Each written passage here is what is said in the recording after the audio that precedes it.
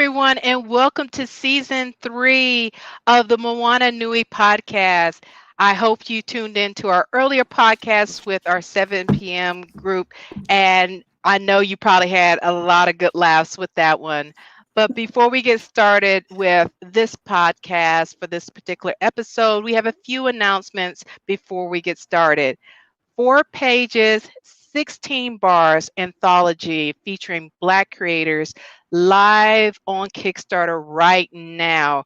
It is fully funded, but they're going for the stretch goals. So get in while you can before it ends and definitely support these amazing stories that's in this particular anthology. Also, Nightfall #2 is live on Kickstarter and also headed for stretch goals. So definitely support that one also. You have the option if you haven't read the first one, there is an option on there that you can get issue 1 and 2. So that way you can experience both comics together. And of course, we have a special event coming up on Monday the 8th in celebration of International Women's Day. We have our Super Women's panel that is at 8:30 p.m. So please tune in for this amazing lineup of women that we will be talking about the topic of super women.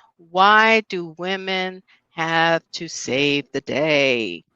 Now, last but not least, the Moana Nui season 2 is launching their Kickstarter on March 15th. So go to www.moananuipodcast and to follow and get notifications for the launch so you can be one of the first to jump on one of those levels, because we have some amazing levels for you to participate in with a lot of the creators that's been on our show. So definitely tune in and be ready to jump on those levels.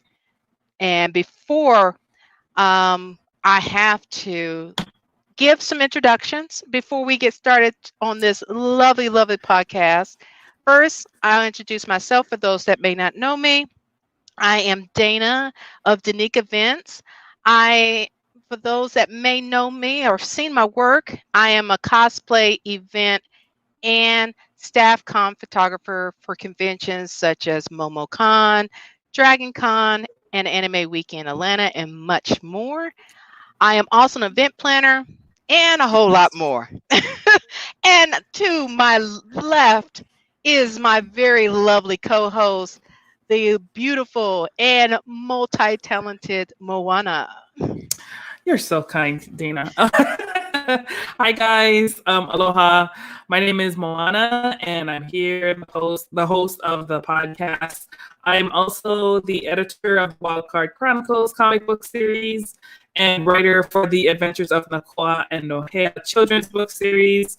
And just like Dana, together we are both champions for the independent creator community, and we are just excited and honored as always to be here with you all and to help you introduce you to another wonderful guest today, another powerful woman in the comic book industry.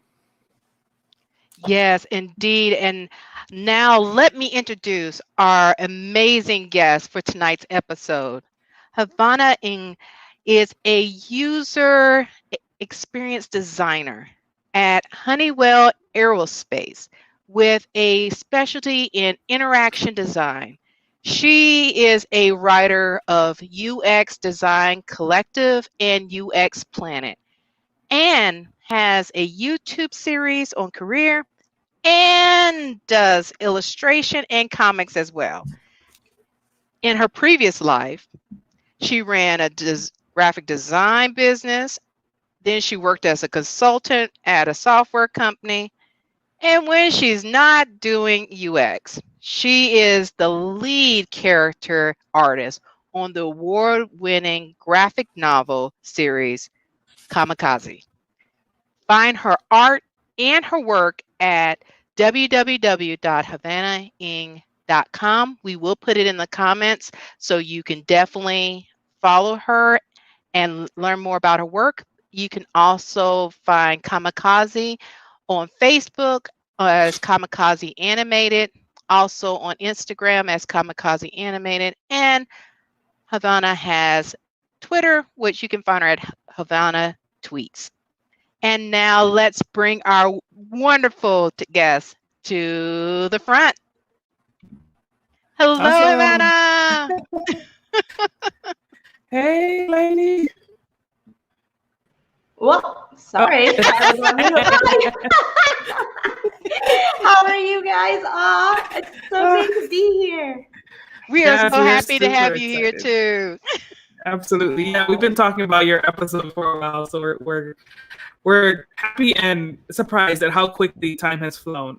Yes, truly. It's already March. Like I we know. reached the year anniversary of this hell world. And it's still going. Still going, Absolutely. right? Actually, Dana, when you were mentioning like all your work with Dragon Con and MomoCon, I was like, Hero. Hero. Yeah. In memory. Yep, exactly.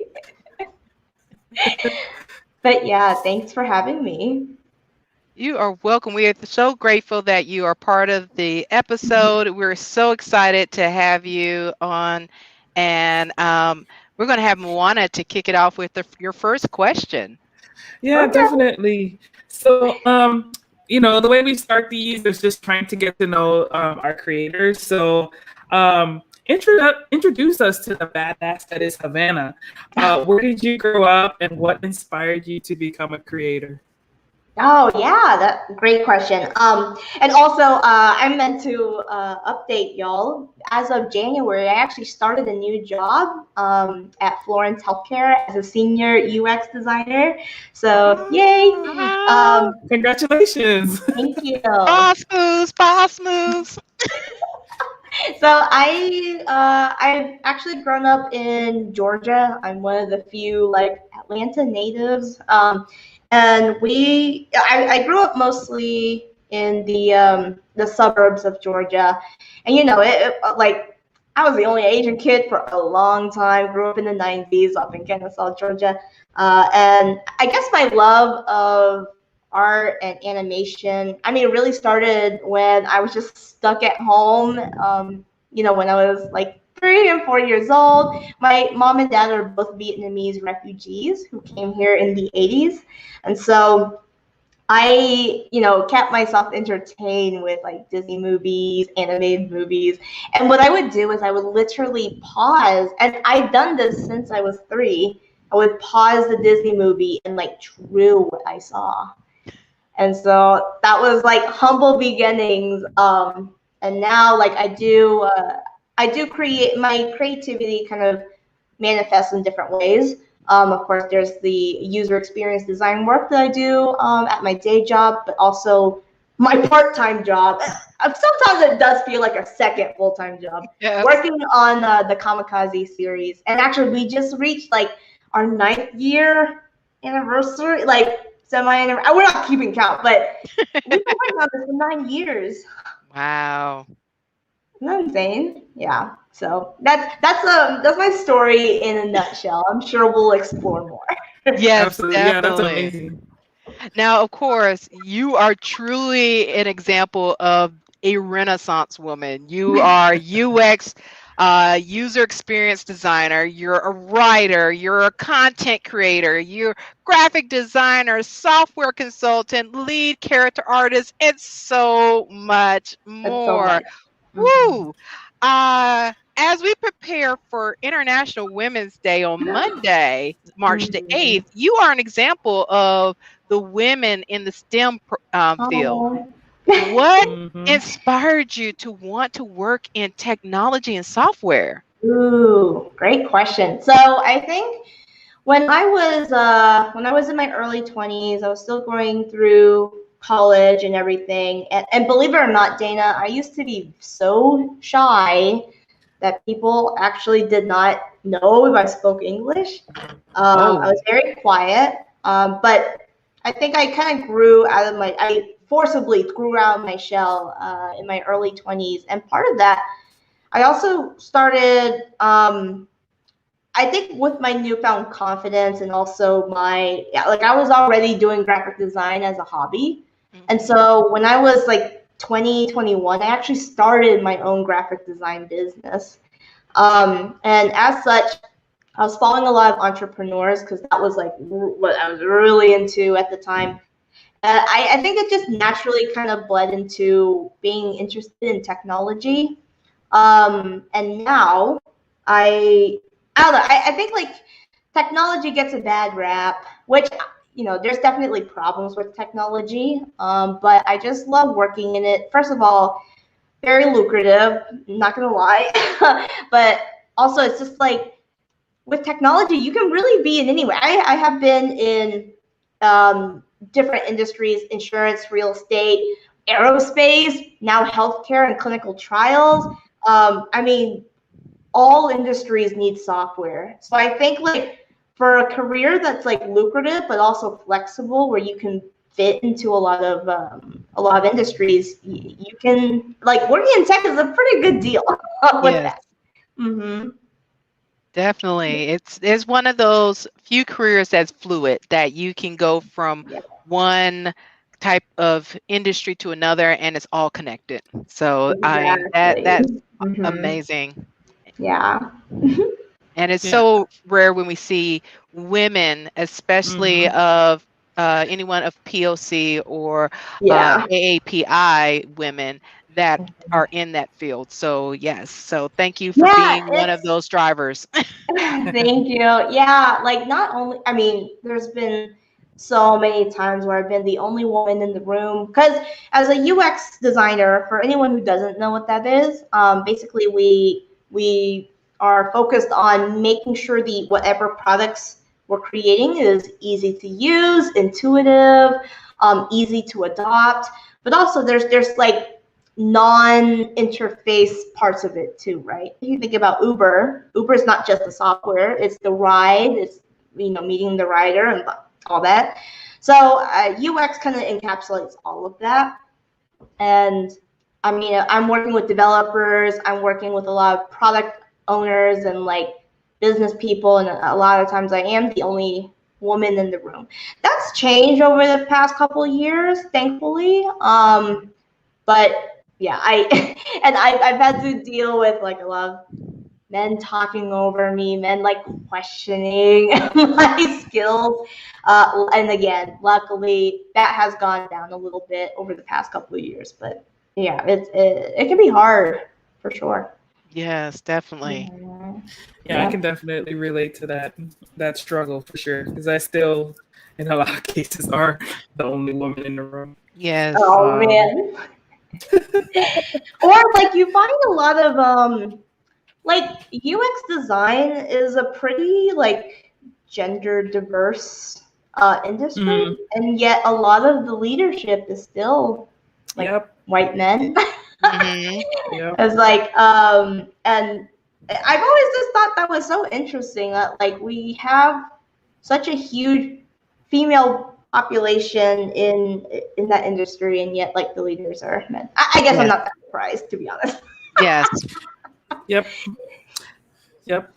I mean, Mhm. and that's a big part of why, in the big scope of things, we make progress, but not a whole lot of progress because Exactly. it's still at the leadership level, it still looks the same, right? So we're not Hmm. really changing Yeah. up there, and Mhm. that's really where it needs to change for people to have influence and decision making power. Exactly. Right. Yeah, Yeah.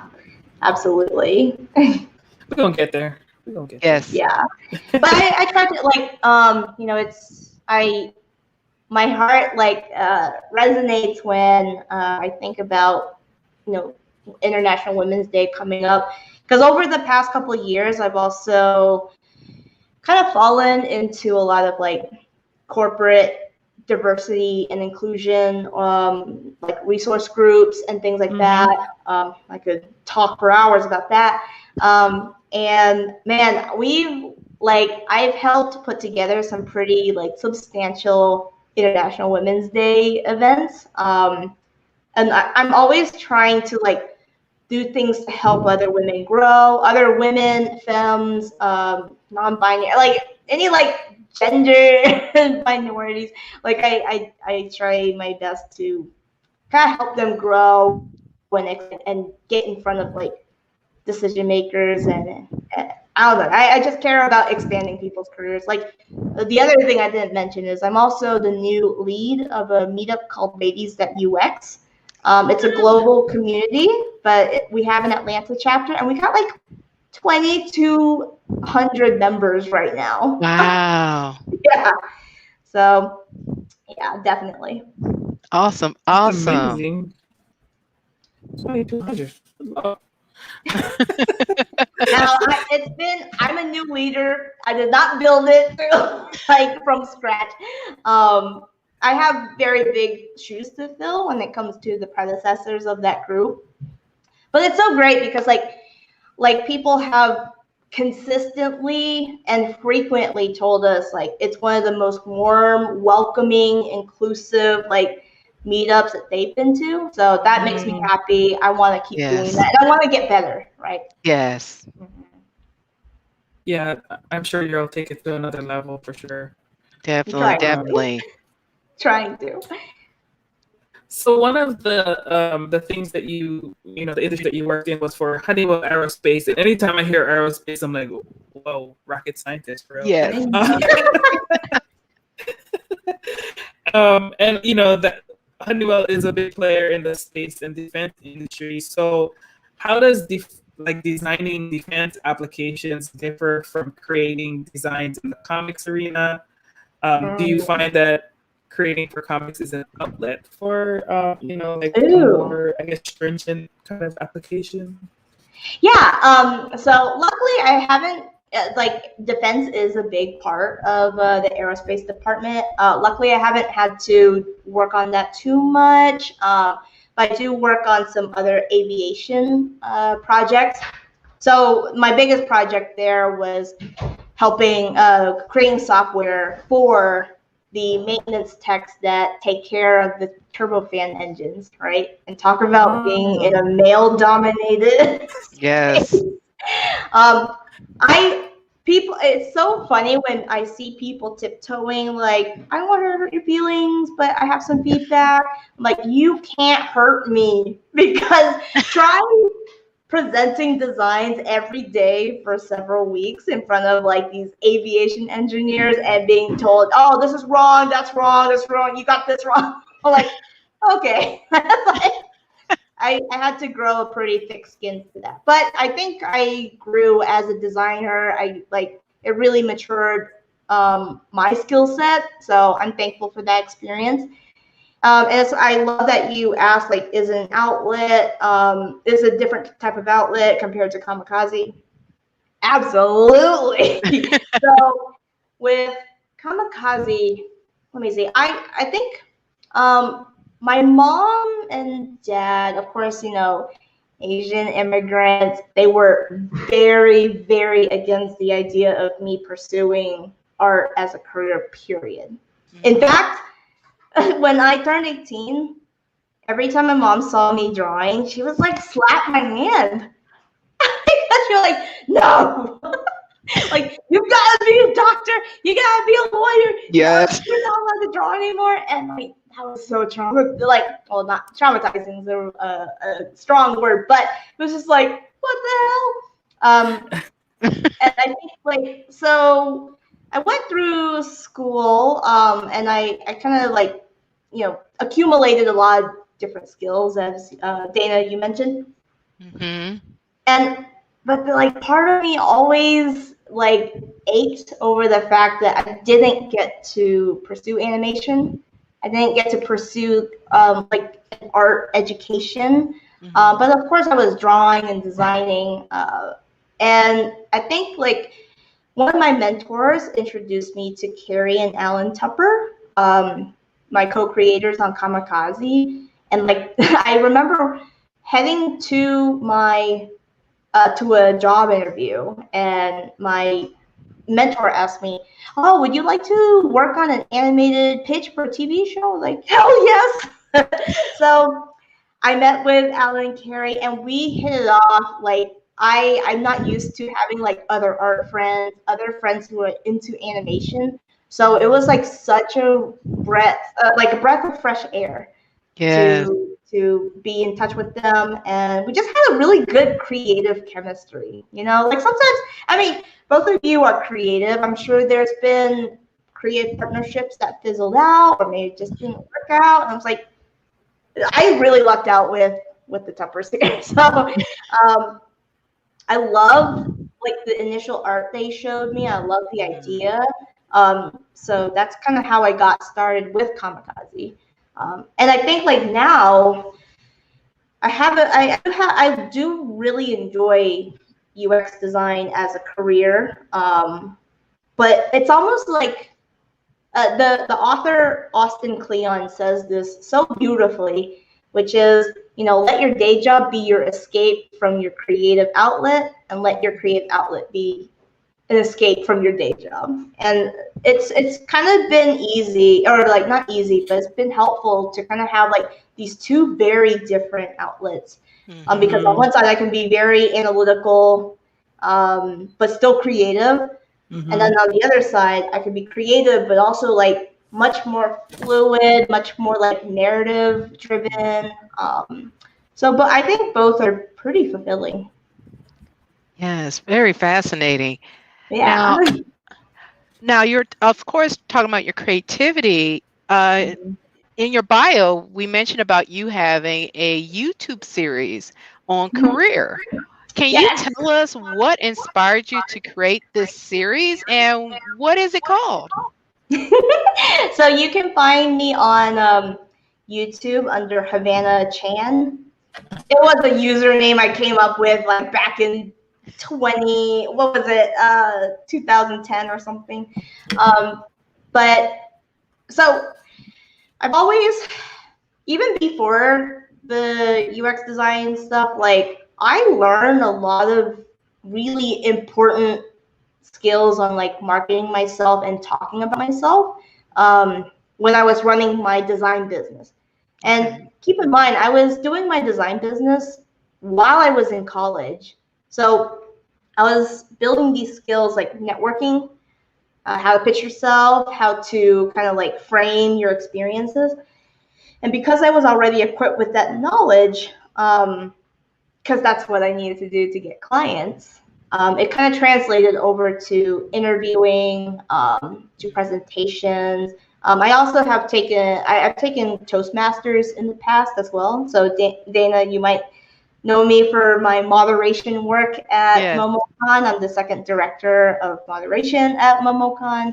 And so I find that because like I'm pretty good at like interviewing and getting jobs and stuff, a lot of people ask me for advice on that stuff.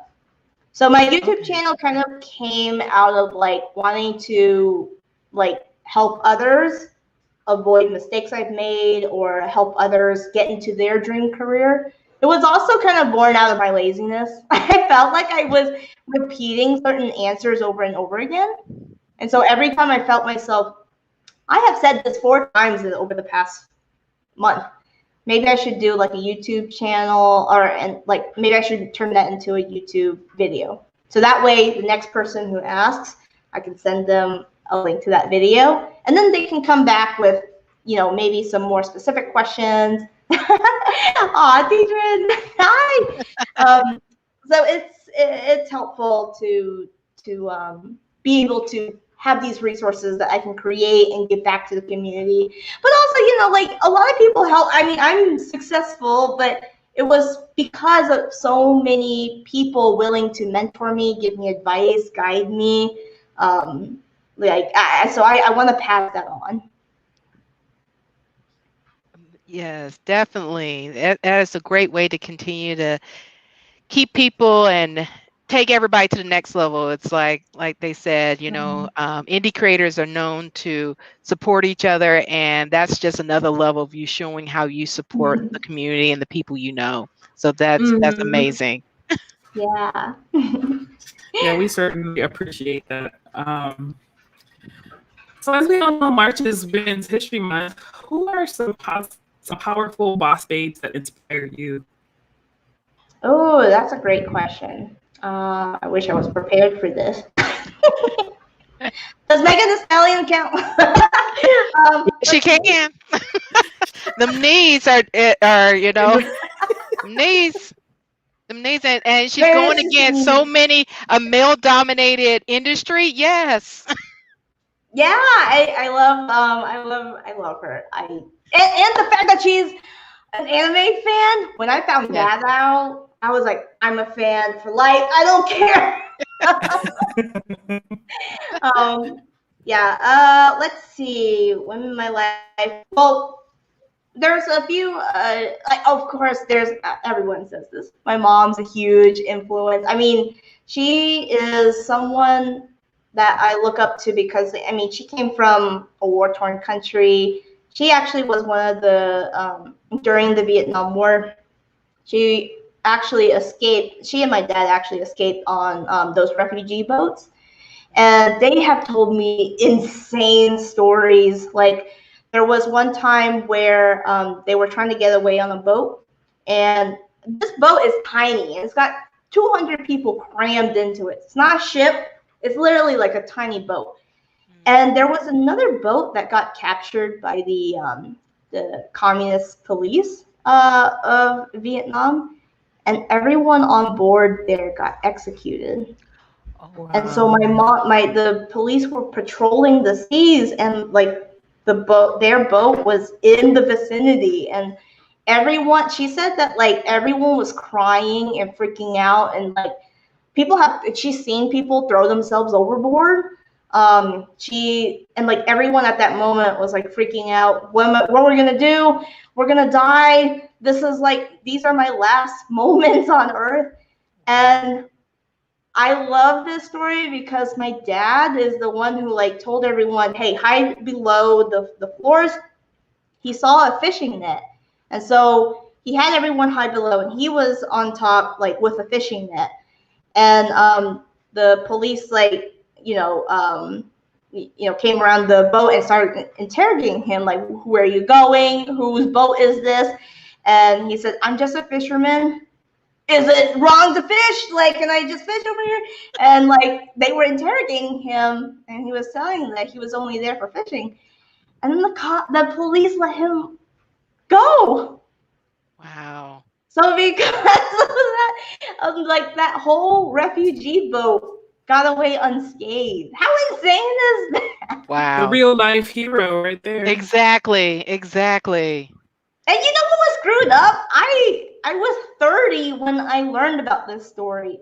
Like, how did I not know this? Yes, exactly. That's what I'm saying. This is why, like, these are the stories that need to be told, and you just kind of spark something in my head. I'm like, ooh, I need to talk to Havana on the side and consult, and maybe we tell a story about this. Yes, we literally need like a book of untold AAPI stories that most people don't Absolutely. Yeah. know. And this is like one of them, that these hero Yes. and amazing tasks that different AAPI, heroes in their own rights Yes. Oh came yeah. and did these amazing things that most people don't even know about. Yeah, and Mhm. it's like it's so interesting because like I did this whole like series, and we can talk about Raya later, but like I did this whole series of tweets about why it was so important to specifically see like Southeast Asian representation happening, because Yes. I love Mulan. I don't Please don't misunderstand me. I don't hate Mulan, but I always did feel like I had to settle for East Asian representation because like Yes. I'm Yeah. like, okay, any Asian representation is better than none. Hmm. Right. But the fact that she is Southeast Asian means so much to me because like Yes. I mean, there's a lot of nuance with AAPI, like racism and prejudice. Like I remember back like there was a moment where I asked my mom, "Is Vietnam real? Because no one knows what it is. Are you sure we're not Chinese or Japanese? Like, why do people keep asking me?" I was young, of course. And then when I got a little older, in the early 2000s, anime became kind of cool, at least Mhm. with like a certain crowd. And I thought, oh, maybe like I'll be accepted because I'm Asian. But to them, I have literally been told, and I am not exaggerating, I have literally been told, oh, well, you're not like one of the cool Asians like Japanese, but you're like close enough. Like I was like, oh, great, thanks. Wow. That's so um, horrible. yeah, and it's just like people just don't know, right? Hmm. And of course, like even with other thankfully, recently I experienced this like not very frequently at all, but there was a time when I was nervous about mentioning my ethnicity to other East Asians, mentioning that I'm Vietnamese because like also there's lots of prejudices there. I remember one of my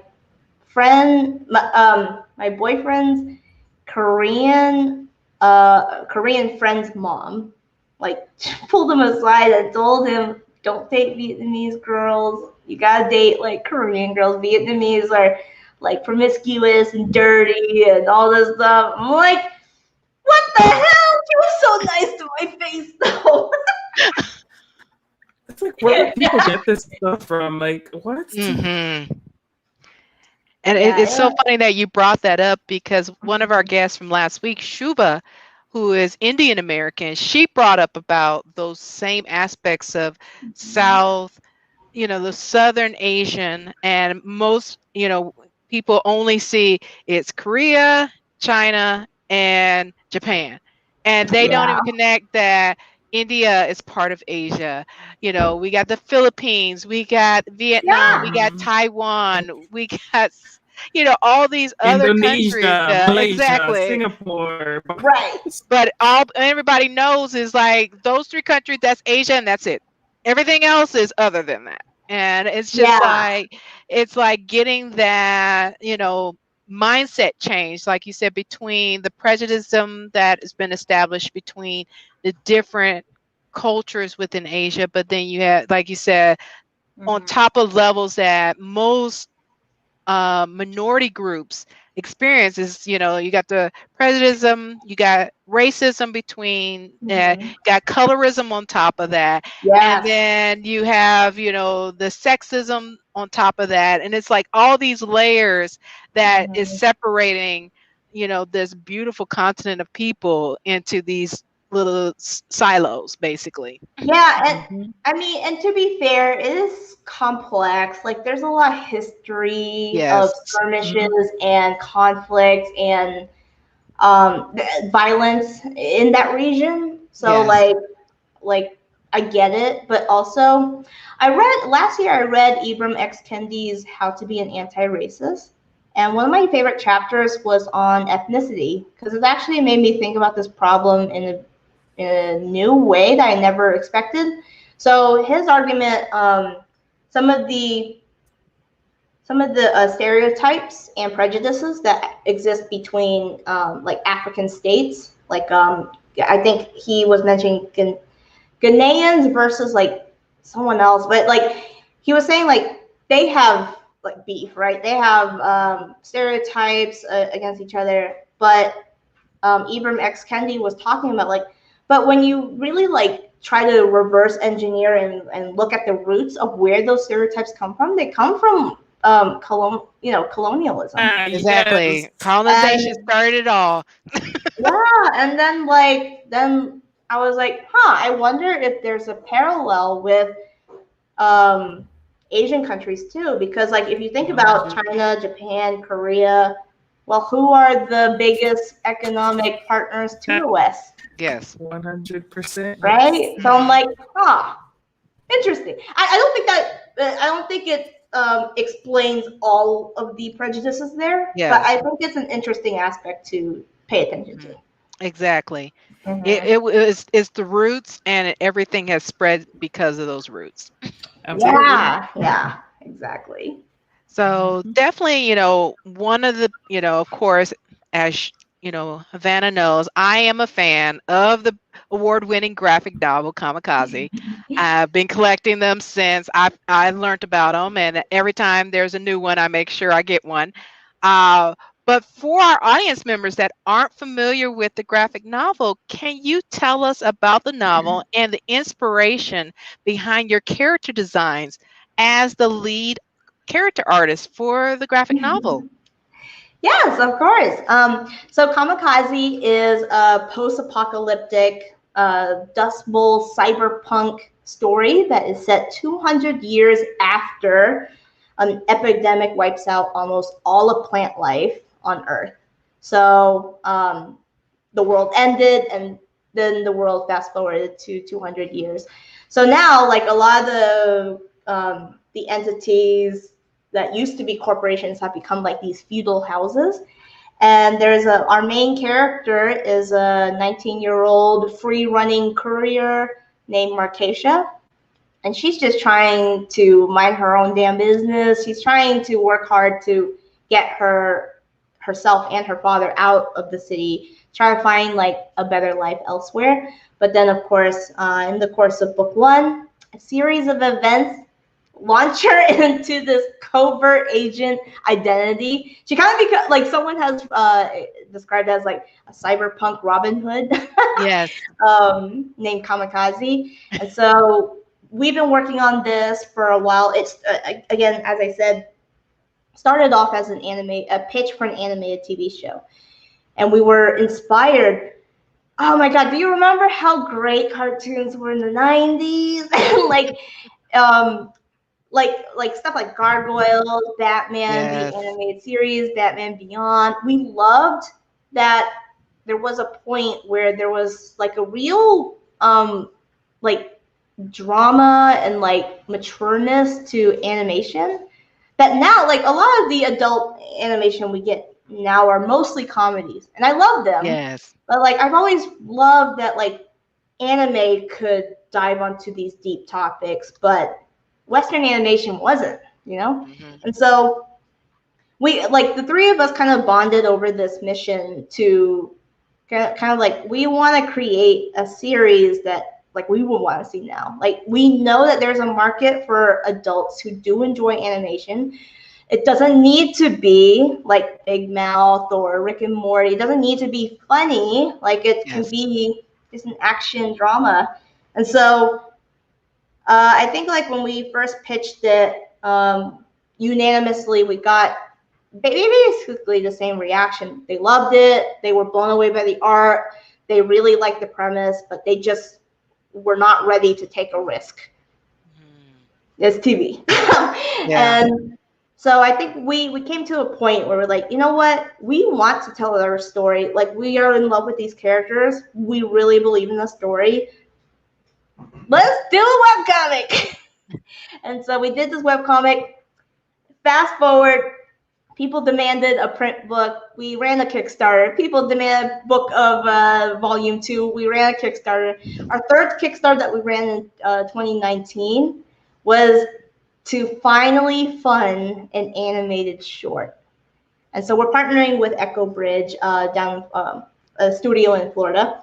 And man, it's been like so surreal to start seeing these characters that I've been working on for so long like move and come to life.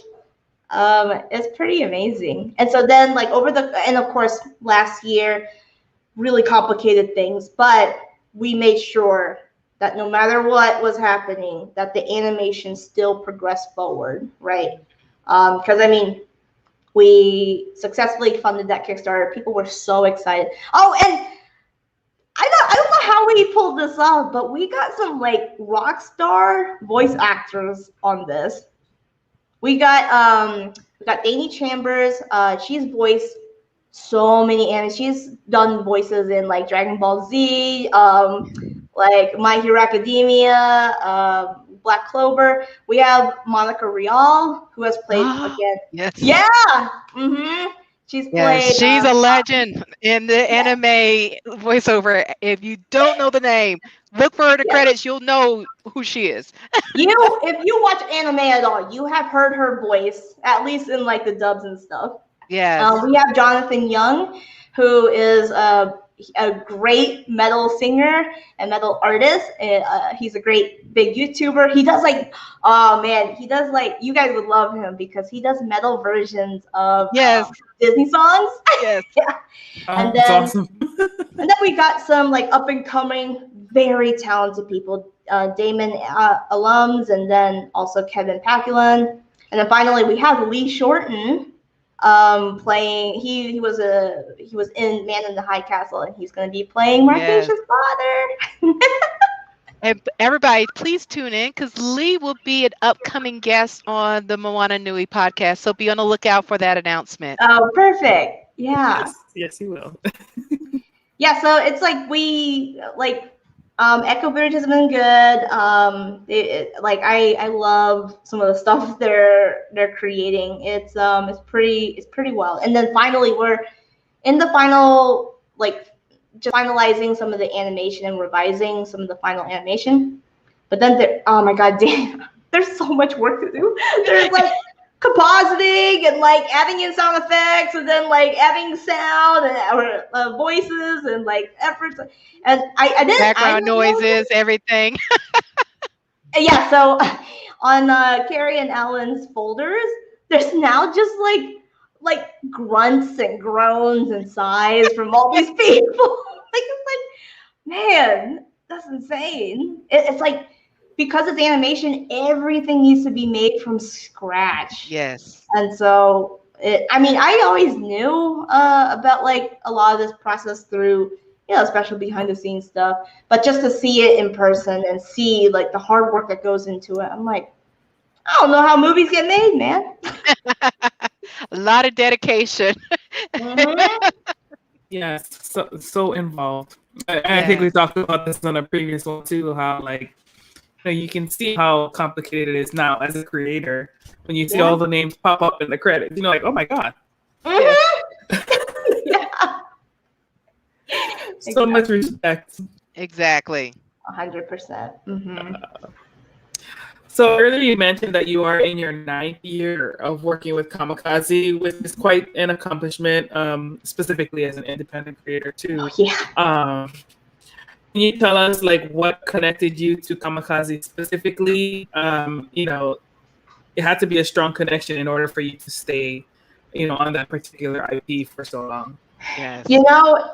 It's, maybe this isn't a popular answer, but every year I do feel like I go through 48 hours of crisis where I'm like, I gotta stop. I gotta quit. Like, I can't do this anymore.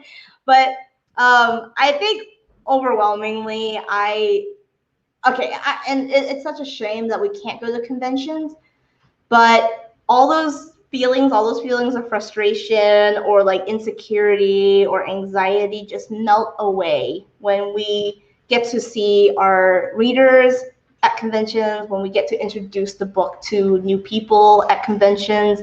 That's been so special to me because, like, I can't believe something I create has such an emotional reaction and resonance with people. Like, that's, like, my mind still can't connect that. So that's been really special. And just like, I don't know, again, it kind of goes back to, I have a daytime job. My bills are met. This is definitely a passion project. But I think what makes me come back to it is like, I just love the art of like putting together the story, putting together the characters, figuring all this out with two people I really respect and like to work with. And I don't know, it's so hard. It's like, Marquesha is like my child now. Yes. I have shown up at baby showers with my book in hand. It's the gift that keeps giving. Exactly. That is awesome. Now, of course, you mentioned earlier about the animate shorts. So we're so excited to hear about the premiere of the anime short, which is called Trial by Fire. Yes. Can you tell the audience just a snippet about the short and what inspired you all to make it? What did inspire us? I think we've been going to a few of the industry conferences. So there's like the conventions and then the conferences where network, like, producers and executives get together. Carrie and Alan have been doing more of that stuff. just because I just can't. I just haven't been able to take off the time from work to do that stuff. And so over the years, we built up a lot of contacts in the industry, and eventually, I mean, one of the contacts was Echo Bridge. I forgot what exact. It's been a while now. I forgot what exactly finally led us to think, hey, let's make the animated short. I think maybe Echo Bridge like just approached it with us, and then like from there the idea grew. And then from there we just kind of tried to shoot high. Like I always tell indie creators, like just ask. Like my co-creator Carrie, she just asked Monica Rial if she would be interested. Like, and I guess Monica liked the idea. Monica liked the idea of Audrey, which is the character that she's playing in the short. But it's just wild. Like sometimes you just gotta ask. Yes. And like, I think like we wanted to create the short because at that point, like we had been working on Kamikaze for so long, and like so many people were excited to see it as an animated short. And no one was like demanding like, make it now. But we wanted to give that to our readers, and selfishly, we wanted to see it too. And yeah, I think that's how we kind of came to that. Awesome. That's awesome. Yeah, we can't wait until we can finally see it. So Trial by Fire is going to take you on like one of Kamikaze's missions.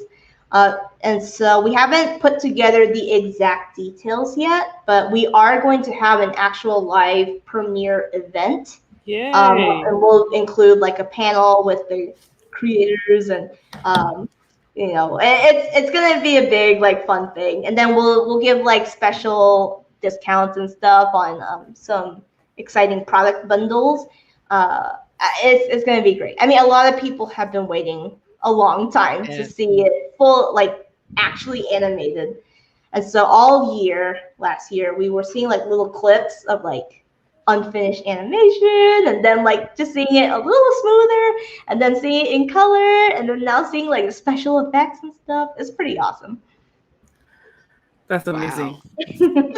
Yeah, whenever you guys are ready, be sure to let us know, and we'll help spread the word too. Yeah, exactly. Definitely, absolutely. Question from JD Smith: what is it animated in? Oh, you know, I wish I could answer that. Echo Bridge is doing that. I think it is hand animated. Like, wow. I don't know the industry tools that they use. I'm sorry, I don't have an answer for it. Is it like digital animation or cells? Like they do the layers on top of each other? I think it's digital. Okay. Yeah. Cells would be insane. Taking a Studio Ghibli route. Like, that would be insane. Too funny. Okay. So as an AAPI woman, I can't help but be a fan of Moana. We were talking about the Disney princesses earlier. I'm super excited about Raya and the Last Dragon. Are you looking forward to it too? And what excites you most about the movie? Oh my God. First of all, it looks awesome. The trailer is just so gorgeous, and like the environment, like I just love how like the environmental design is just beautiful. I could just watch like the backgrounds, you know. But I love Raya's I love her design, her character design. I really like the character design of the antagonist too. I don't really know her name. I'm trying to not learn too much about it so I can go in sort of like fresh. Yes. And but so far, all the character design, all the action, and of course, like the design of the dragon is like beautiful too. Yes. I'm excited, and also again, it does mean a lot to me to see Southeast Asian representation, because like you always see, in Asian stuff, like you always see like the traditional like Japanese like influences, and like, you know, feudal Japan's a very like big aesthetic, But I love that they're kind of shifting to Yes. another part of the continent, right? Like we want, like we've seen all like the Japanese inspired stuff, and I love it. Right? I'm a total weeb, okay? But I love seeing like some Thai, Laotian, Yes. Vietnamese, Yes. like Cambodian like influences Yes. in design. Hmm. So it should I be. totally agree. Mhm. Like Yes. Thailand culture is so Yes. beautiful. Hmm. Yeah. Hmm. And Yeah, I and then love the.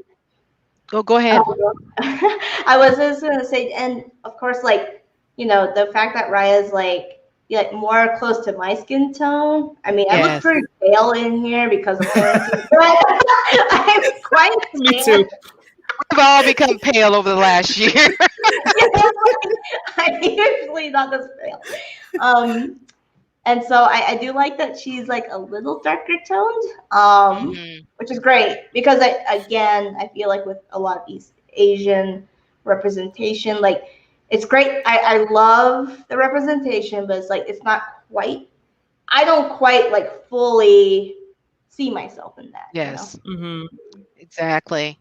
And then I love the fact that this movie, I'm going to call it, is the Phoenix Rise of Kelly Marie Tran coming back. Like she got so dismantled because of Star Wars, and now because of this role of her being Raya, she is literally that phoenix coming out of the ashes. And it's like, boom, here I am.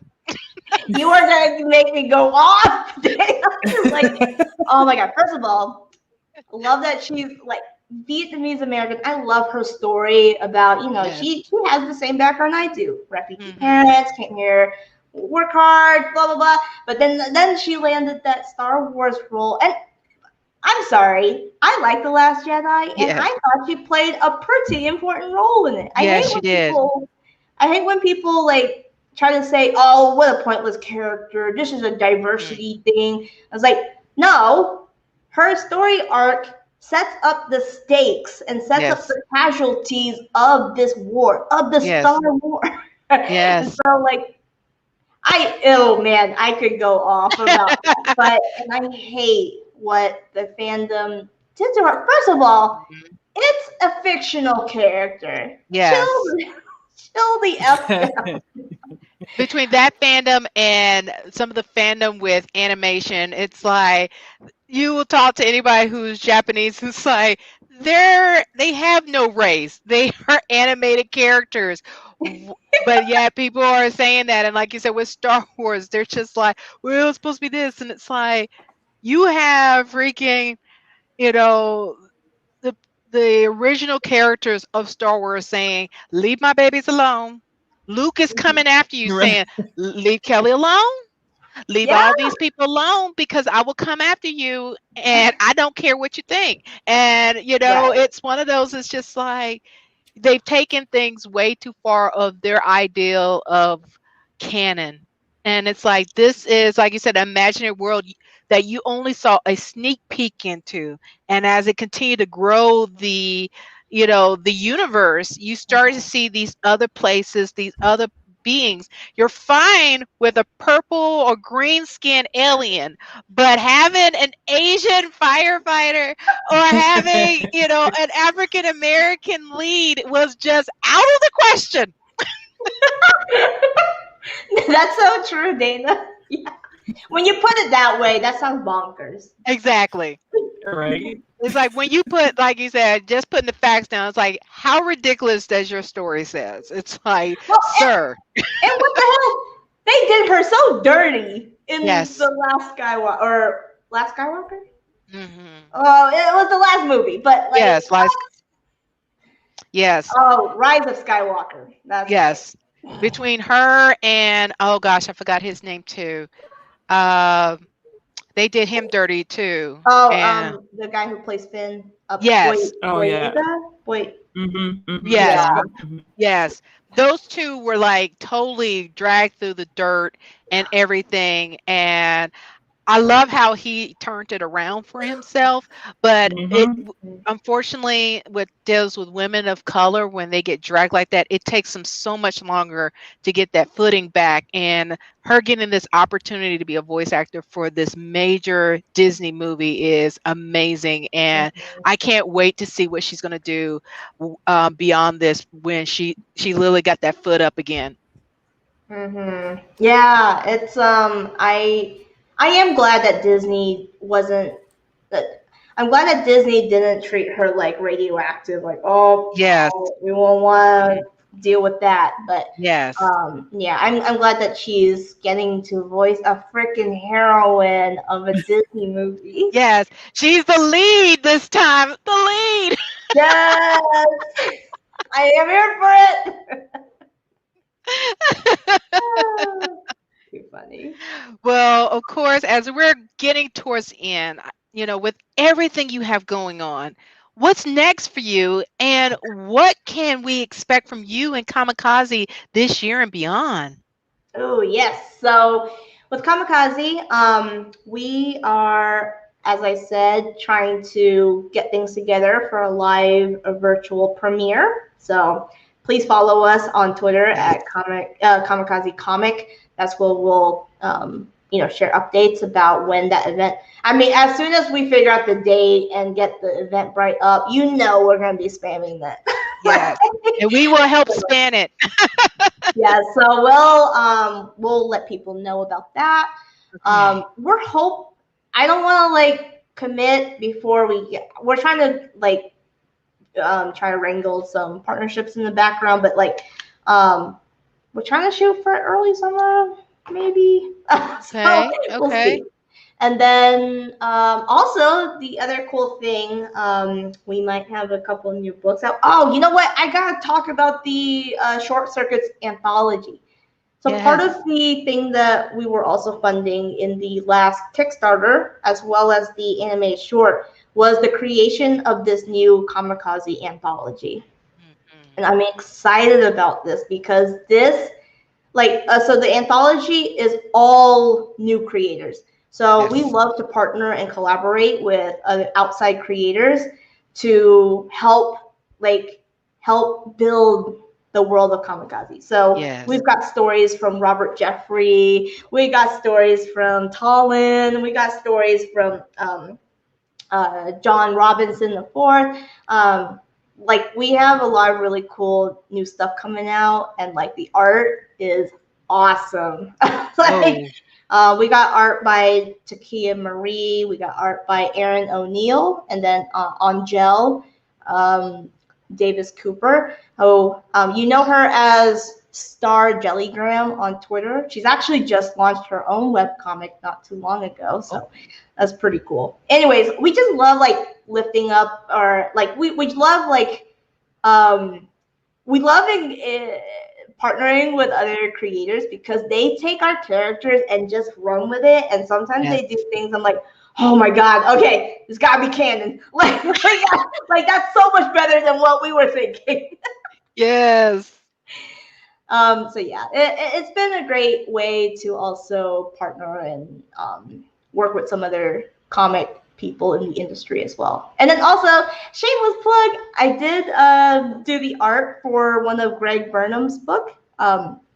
It's a 6-page short story for his Search for Sadaka series. It was Yes. a stretch goal in his Kickstarter.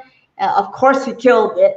And Yes. I was just so happy to finally work on that because, like, Greg and I always like orbited each other at like Yeah. conventions, like, "Hey, when are we gonna work together? One day." And then he caught Greg's timing is impeccable because it caught me during quarantine where I had shit to do. Like, I'll send pages. Yeah, okay, and he was honestly one of the easiest people to ever work with. Like, he and I gelled like very Yes. quickly. It was awesome. Yes, of course. And anybody who's not familiar with Greg Burnham, he was on season 1 of the Moana Nui podcast, but he's also behind, you know, as far as if you're familiar with Tuskegee Heirs, he is Yes. the author behind that. So, and he has several children's books. So if Yes, you he have little does. ones, he has several children's books too. So a lot of amazing creatives, and I love the fact that your Kickstarter brought them together and that we can have this amazing, new thing to come out to look out for. And for those that did participate in the Kickstarter, will they be able to find it and be able to purchase it? Yes. So we are going, like, we just sent out backer surveys to all the people who did back us. And so we're going to be shipping out those books. I think we just need to print a proof of the book, make sure it looks good, and then we'll start printing and shipping out.